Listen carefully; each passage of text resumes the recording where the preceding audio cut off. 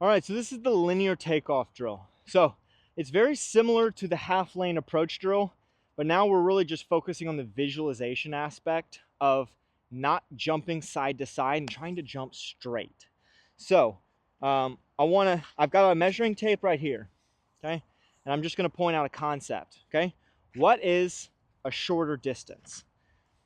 From here to here, from this line to this line, okay?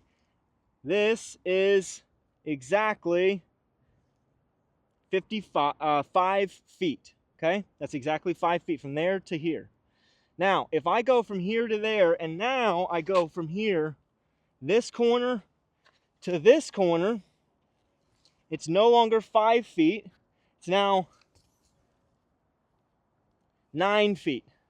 So that's 9 feet versus if I would have just gone straight, it's only 5 feet, right? So imagine if I jump here and I jump way out to the side and I jump, let's say 20 feet, okay? Or let's say I jump 5 meters, right? And I jump to the side, 5 meters out this way.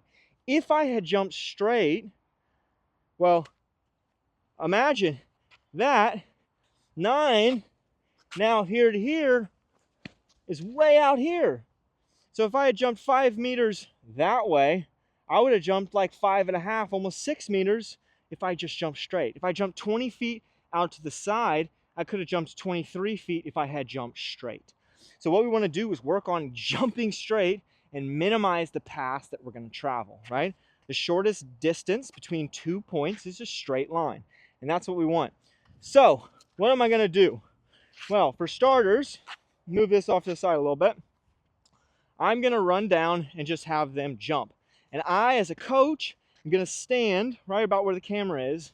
I'm going to look at that athlete. And I'm going to say, okay, I want you to jump to me. Now, obviously, I'm going to step back a little bit because I don't want them to actually jump and hit me. But I'm going to have them try to jump to me when they jump. Okay, now I'm going to watch. And as a coach, I'm probably going to use some kind of video or visual reference so I can go back and watch it. So I'm going to say, okay, did they take off from the middle? Okay, they took off from the middle and they jumped right in the middle, straight, perfect, good job. But maybe the athlete came out here and they took off from the far right side or the far left side, depending on which foot they take off. Imagine they came through, they took off with their left foot, took their left foot right here, and they landed way out there. I say, okay, well, how can we minimize this?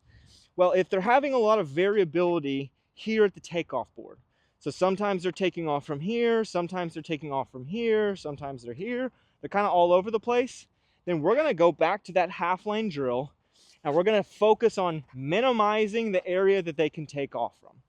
All right, so if the issue is arising because they're not consistent at the takeoff, then we're going to shorten up the area they can actually jump from, so they're more likely to jump off where we want them to, right? So if they always jump off their right foot and they always land way off to the right, and they take off out here, we can modulate this. We can fix this up, okay? So if we fix this, great. But say the issue's not that. Say the issue's they come down here, they jump, and they're still always landing out here. Well, we need to either address the takeoff, right? So we need to either address arm swing or leg. So if their arms are really side to side and they tend to go boom, boom, right? If they have some big arm movement or shoulder movement at penultimate into takeoff, right? If they have some torso turn, then man, all you're doing is going to make yourself end up landing way out there, right? So we can have the athlete say, okay, you need to be as robotic as possible. So when we jump, we have to have the center of our chest facing forward. We don't want our shoulders to turn when we jump, and we don't want our arms to go across. So you have them just focus on being linear. So boom, boom, boom, boom, boom, as linear as possible, jumping straight. So say they get this, they do it all fine, but for some reason, they still tend to come through and jump at an angle. We say, okay, now I'm just gonna shorten the area that you can actually land in, okay? So I'm gonna actually scoot this back just a tiny bit. And what I'm gonna do is I'm gonna shorten the area we can land in. So I can do this a couple different ways. The first way is I can use some cones, and I can say, okay, you have to jump between these cones. Now, obviously, these big cones aren't the best to use because if I land on that, that's probably gonna hurt. But these nice flat cones, These disc cones, they're great because even if you land on them, it doesn't hurt. So you can put a few of them to the side and you say you have to land between this area. You can use cones, it's great. You can use measuring tape. So you can take some tape and you can actually zone out if you have multiple different measuring tapes. And you can say, okay, you have to jump between this bit of tape. Now you've shortened the area where they have to land. They're always going to have to land in the center. We want to minimize how far they can jump out to the side because we want to get the max distance. That's the linear takeoff drill.